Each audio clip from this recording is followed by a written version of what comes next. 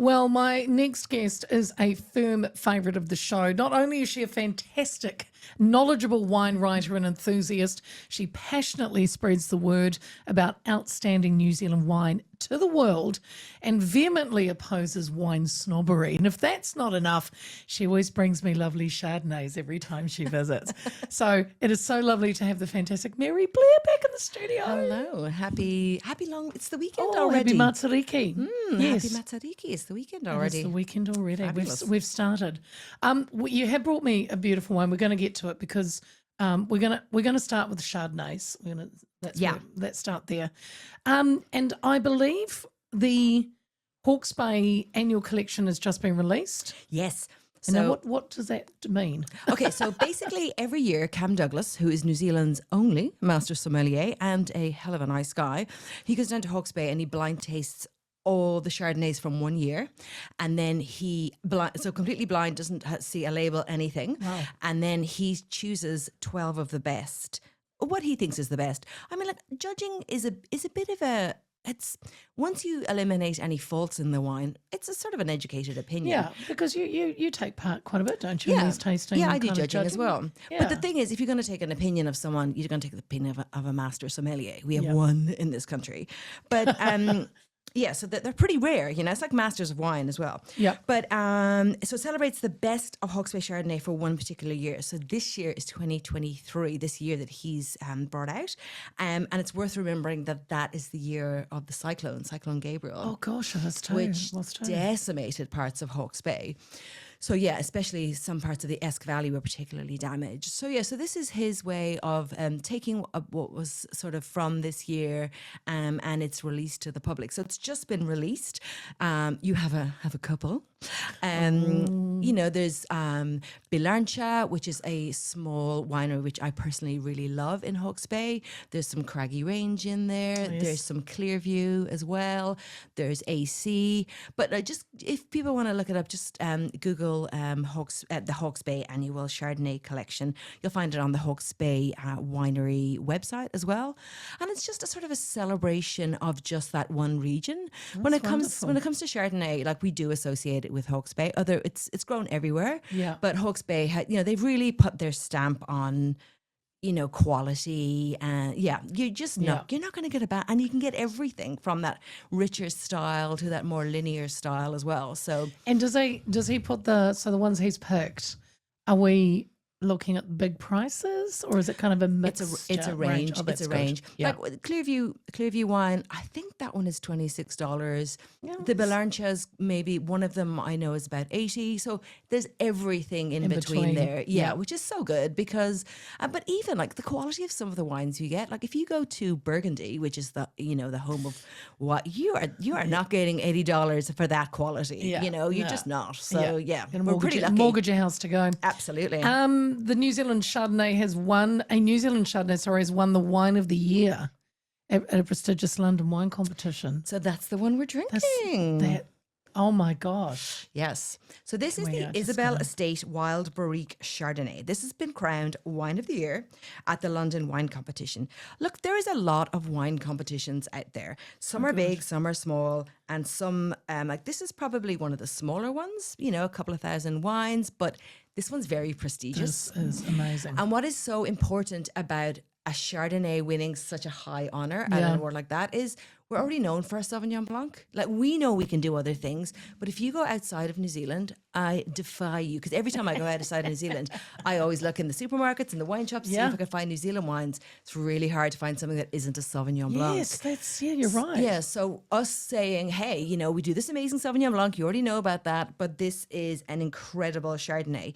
This is the first time the Isabel Estate have even entered the London Wine Show.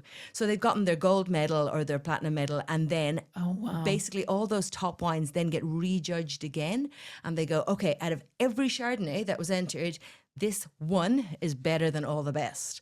It's pretty exciting, because a show that's held in London, we'll be getting wines from all over Europe. Yes. And also what that would mean for the vineyard.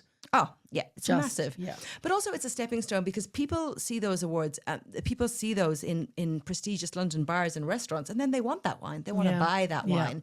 So it's really, really good for just seeding something else that we do. You know, we're very proud of our Sauvignon Blanc, and thank goodness we have it because it pays for the rest of the wine industry.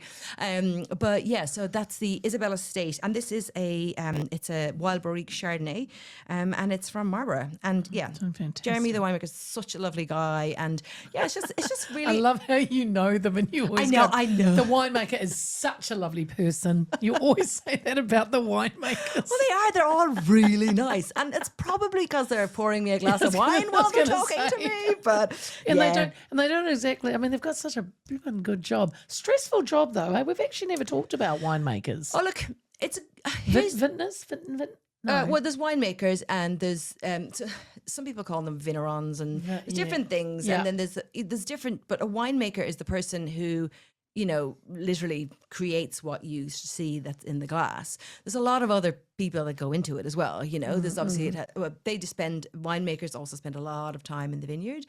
Look, I think the perception is that it must be a lovely job. And look, I grew up with two horticulturalist parents who owned a garden centre, and people would sort of swan in spring and in summer and go, "Oh, what a wonderful life you must have." And it's like, okay, Walking amongst the flowers. yeah, and it's like, okay, be back here at the dead of winter, when the ground is rock hard and you're freaking out if there's going to be frost, and especially in the South Island, one decent frost and it is over. Oh my gosh, I've thought of it's incredibly it is incredibly stressful, and during during harvest time, they have this whole thing of like how people families become vintage widows. You basically won't see your winemaker husband or partner for 2 weeks while they're doing their thing. So when it's ready, it's go time.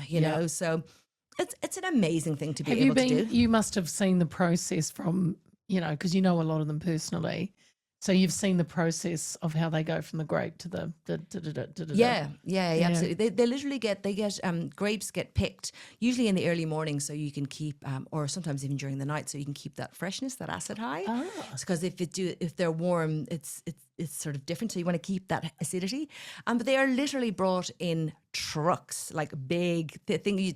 Sand holding, they're brought in trucks full of grapes, and just dumped, like literally dumped into a crusher, and it's like it's phenomenal. I'll if you there's usually around vintage, which is obviously autumn, if you can follow some wineries, you'll absolutely see lots of that. Yeah, and then it goes into a tank. So no maidens dancing in circles with bare feet and flowy dresses. Yeah, totally. Yeah. It's a lot more industrial than you would imagine. Yeah, it's like 100 women.